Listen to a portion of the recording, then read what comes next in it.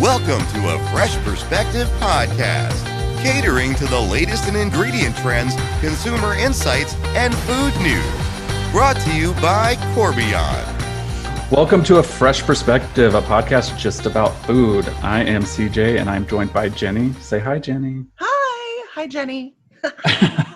And we are going to pick back up where we left last week. We were talking about the pandemic and the way it's affecting, the way COVID-19 is affecting the food industry and the way consumers are purchasing and what stores are doing and where we're seeing spikes and lulls. Yeah, there's so much to learn. I'm really excited we get to talk to Marge some more. Yes, but first I just want to talk about us and what we're doing at home. And during this pandemic, you know, we're all still in our house on week 6, 7, or 8. I don't know. I've lost count. And just what are some of the things you usually do that you're missing? I mean, the main thing that I'm missing, I like happy hour and all those things, but I have 4 children. And so every Wednesday night, my girlfriends and I get together for scary movie night, and we make fun of the movies. We pick bad ones, and we drink a lot of wine, and we laugh, and I stay out late, like late for moms is like 11:30-ish. But like, it's really, really fun. And it's like my me time. And I really, really miss that. I need scary movie night again. I'm missing really is. patio time with my friends. Like we like to drink our wine on the patio and have like a wine Wednesday where we just sit in the sun and drink beer or wine and talk and eat lots of food. And so really it's just the friend time and getting out of the house. That's what I'm missing. So I get it. I'm still eating all of the same foods and probably more actually, but yes. We'll have to ask Marge when she gets on what she's missing. Yeah. Because I know a little bit about her and, she loves dogs. She hates eggs, loves dogs, major things. But I mean, let's introduce her so we can ask get this show on the road. Yeah, let's do it. All right. So we're joined today by Marge O'Brien. She is the Director of Market Insights and Research at Corbion. Welcome, Marge. Welcome back. Hey guys, thanks for having me again. So we were just talking about the things that we're missing most during this isolation and time at home. What are you missing? I never thought I would say this, but I actually miss going to the gym. And bless your heart. Hate, let's just put it out there and be honest. Hate the actual thought of exercising, but I got into such a routine, and my friend and I would go every morning at 5:15 in the morning. Off we would go to the gym, and that is the middle of the night, Marge. That is not the morning. Yeah, but it's a routine and I miss it. Other than that, I think like the biggest thing is I would go and visit my mom every weekend, and I can't see my mom. Although it is fun trying to watch my mom FaceTime. I'm like, Mom, that's your ear. No, Mom, that's your nose. But, we're getting her there. We're getting her. She's getting better. She's going to be an expert. Baby steps. That's right. So much about technology. Yeah. My mom still refuses to actually use the phone. She will only do the things that she can tell it. So like, Siri, text so-and-so. She won't use her thumbs. These don't work. So she will only voice to text, and then it's like voice memos. And yeah. That's such a bougie approach to phones. Like, ooh, I couldn't possibly be bothered to touch it. It's purely because she doesn't want to have to learn the technology. She's just like, hey, Siri, text CJ. That's my life now. That's awesome. But as you know, Marge, we're having you back on the show to talk about COVID-19 and the impacts it's having on retailers and manufacturers and just the food industry as a whole. And we had so many questions last time that we weren't able to get to because we run short on time. 20 minutes goes so fast. And so we're back. It does. Welcome. So last time we really talked about kind of some of the general spikes that we're seeing, some of the general changes and the trends, and talk about some of the patterns that we're seeing in maybe the supply chain and some of the fear that consumers are experiencing when they see some of these plants shutting down or manufacturing facilities shutting down, or when they're seeing these empty shelves. What is the response retailers are able to take to kind of react to that? It's interesting because so much of the supply chain has been focused on efficiencies and just-in-time deliveries. And we, for the most part, got caught off guard by this. And all of a sudden, our lives changed. I think it seemed like our lives changed like overnight. And dramatically changed.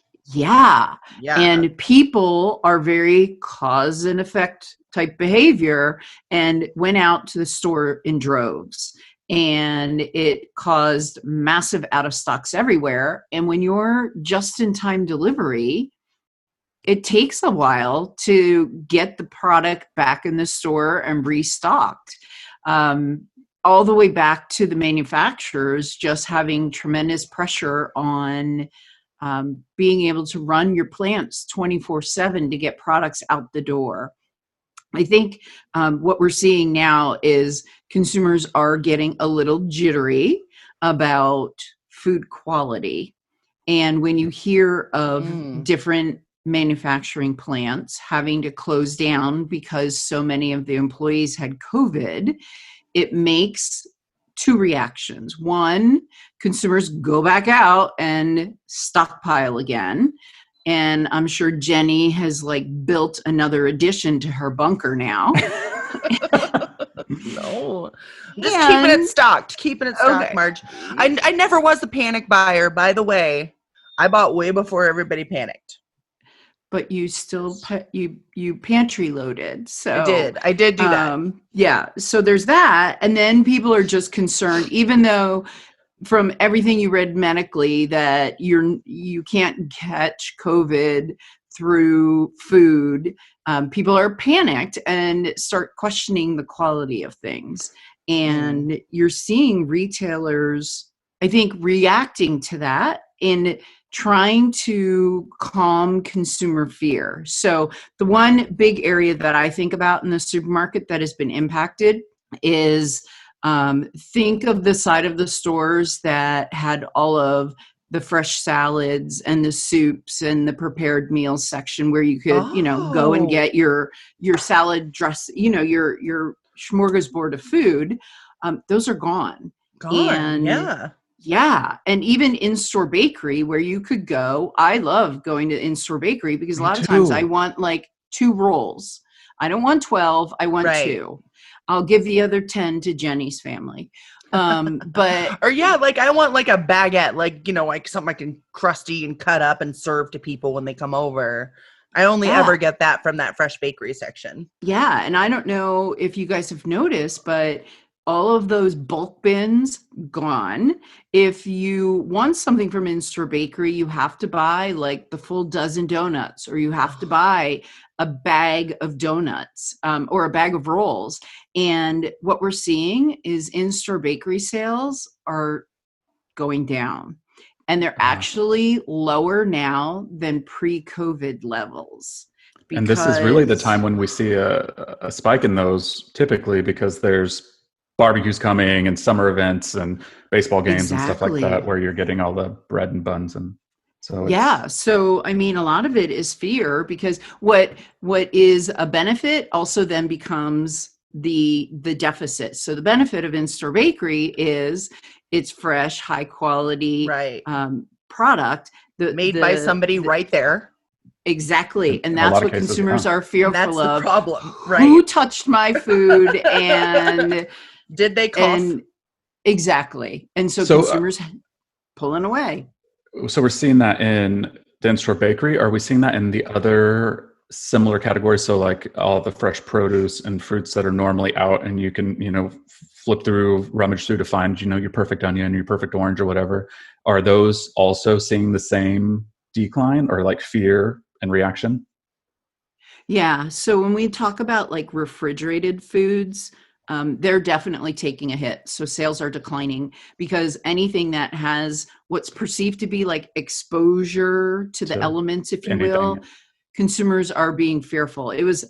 I love going to the supermarket and kind of watching people and not try to be too much of that person, staring at people. Marge standing in the corner what's going on over there? Yeah. What are you going to pick? So I was watching and there were 2 people at the apples, and the one woman was doing what I think to be normal of like touching them and picking the one that you want. And the gentleman next to her ended up walking away in disgust because she had touched the apples. And so it was just interesting to see that reaction. I found it interesting. So it's not about the fresh food section, but we were at grocery shopping, and we've kept the same routine. So we buy the same foods and the same amount of foods, but we were on the bread aisle, and they've put tape on the floor now at our grocery stores to where you have to follow the line through the store so you stay so far apart. But we were just going to get our normal one loaf of bread, and we grabbed it and put it in our cart, and the guy in front of us was like, "You're only going to get one loaf?" And I was like, "Yeah, there's two of us. We're only need one loaf." And he had like 10 in his cart. He was like, "That's crazy. I can't believe you'd only get one loaf right now." I'm like, "Why do you need You were getting judged. Yeah, you were being judged. Judged for getting my normal amount because I wasn't getting more. So I have been judged at the grocery store because every week we go through 4 loaves of bread. That's just normal at my house. What is happening over there? You guys, they eat like you wouldn't believe how my 4 children eat so much food. But and I never even eat the bread.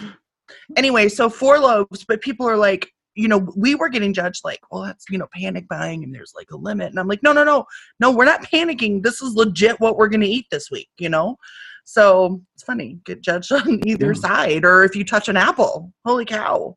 Yeah. What can we do that's right at the grocery store?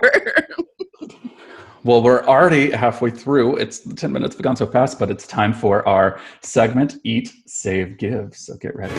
Now it's time for Eat, Save, Give. A thoughtful peek into the hearts, minds, and taste palates of our guests.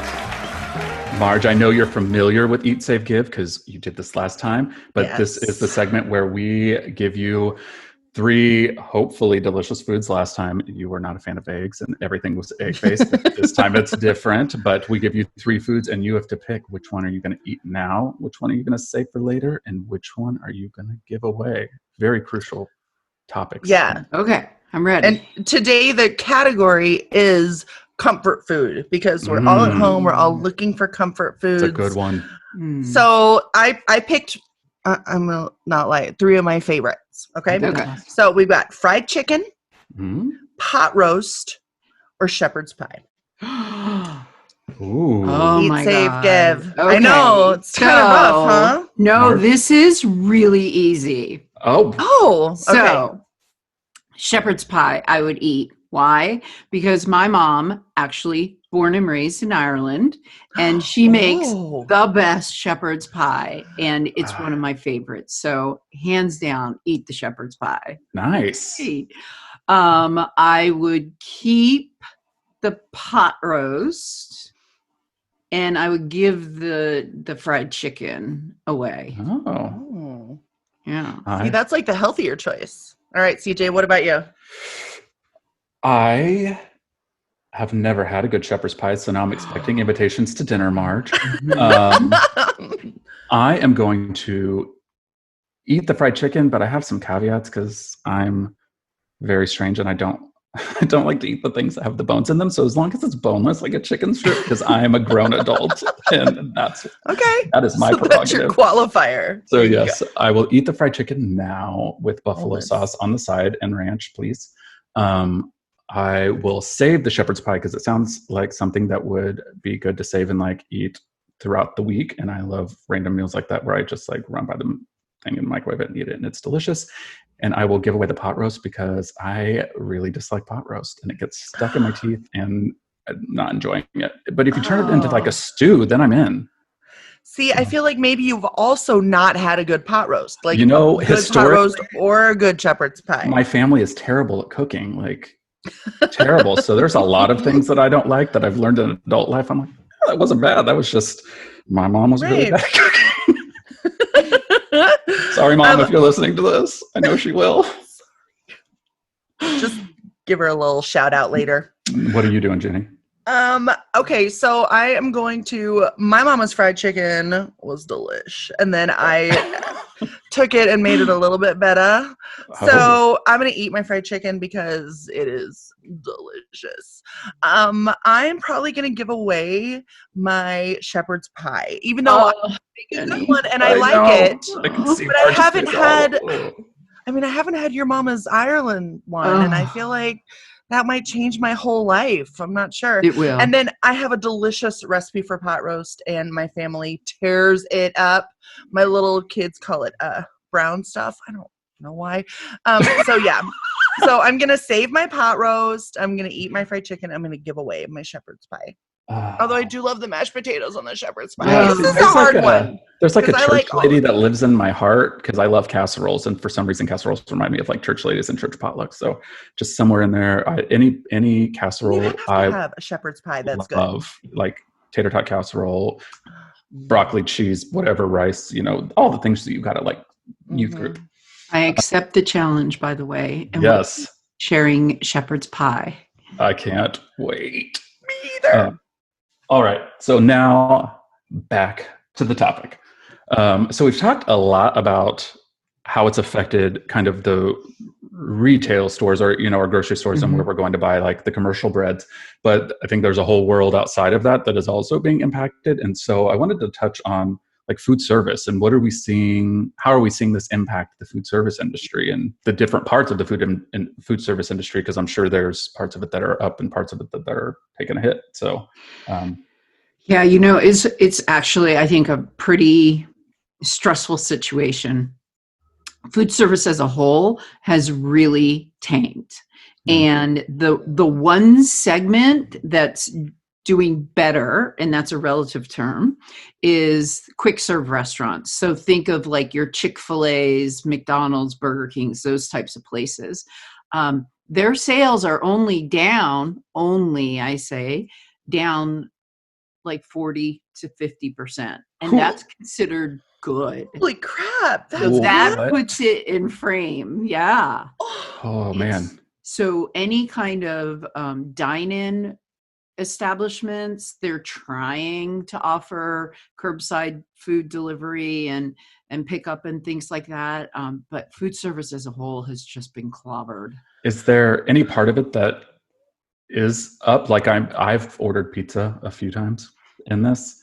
And so are there any areas where they're not being hit at 50% or 40%? From what I've seen so far, no. Man. All of them are taking universal hits. So one of the things I try to do every week now, because so many of my favorite restaurants are local independent restaurants. So once a week, make sure to order out, just because you want to give your support to your local favorite restaurants in the hopes that they will survive. We've been doing that too. Every Friday, our favorite chefs come on and we order something local to support someone there and get, that's, contactless delivery. They set the pizza down outside the door and you have to wait till they're in the car before we can pick it up. But we've been doing the same thing about once a week. Yeah. It's nice because I don't have to cook for this herd over here.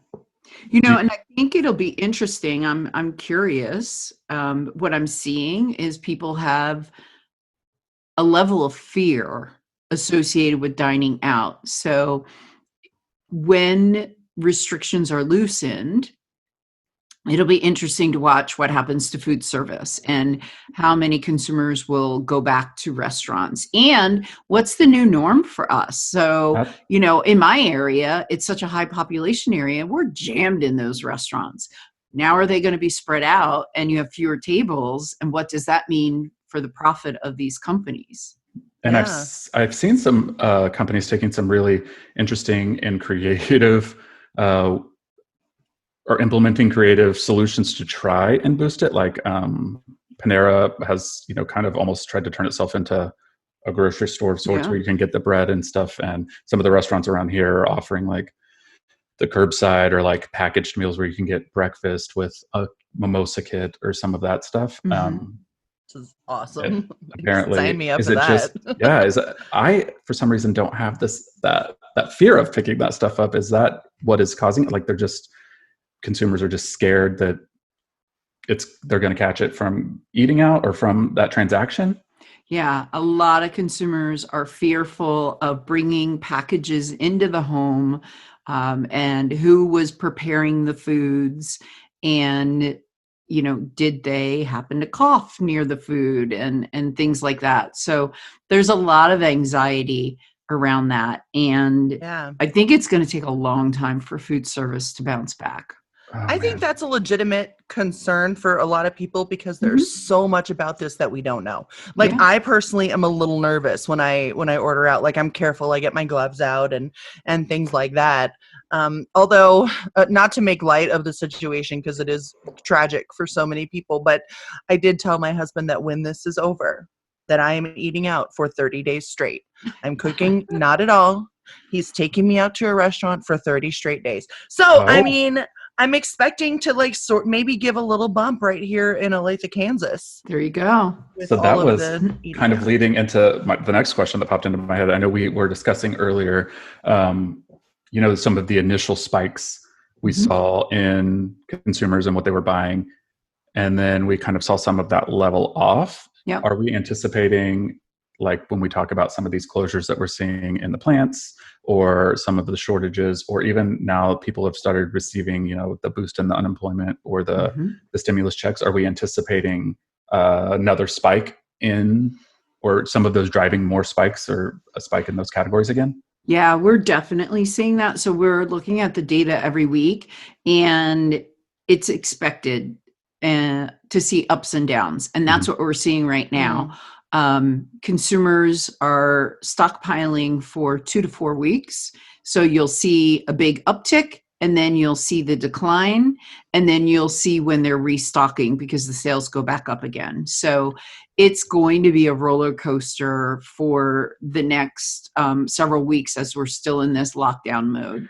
Are the spikes always the same items, or are they seeing any, like I saw one article that was kind of walking through the different phases. It was outside of food, but the phases of our purchasing habits. And it was like the first month and it was the toilet paper, the Lysols. And then it was like the second month was personal care. And then the third month was like people buying hair dye and things to cut their own hair. And so I'm just wondering if like the spikes are always the same, or if it migrated in food as well. Like everybody stocked up on rice, and then it was like, no, now I want all of indulgent foods or something. That's exactly it. So initially it was the basics: dairy, milk, eggs, bread, meat.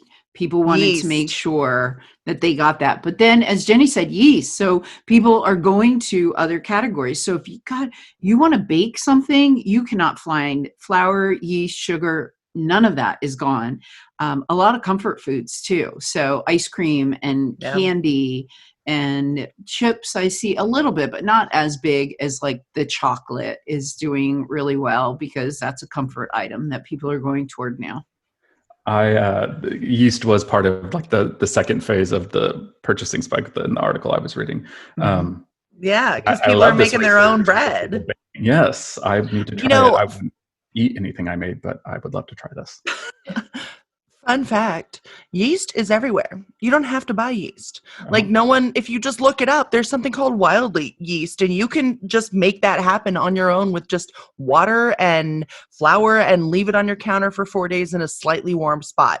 You're out there harvesting yeast. And it grows in there, and then you scoop it up, slap it in your bread recipe, ready to rock. You know what I'm saying? I only know that because I am making bread all the time. I need to. I'm going to start making bread. Well, we're already out of time. It happened so fast. But thank you so much for joining us, Marge. This is an ongoing topic, and I think as we continue to move through this, that we'll want to have you back on again, even to talk about some of the things we're seeing as this winds down, and where we're seeing rebounds and what it kind of looks like as we head into our new normal and establishing that. So thank you so much for joining us. Absolutely. Thank you. Thanks for joining us on Fresh Perspective, a podcast that's just about food. If you need more information on consumer insights, market trends, what's happening in the food space, you can head over to our blog, thebakerstake.com, and you will find all of that. I, on the other hand, am going to go have a nice, delicious dinner. Don't forget, keep creating.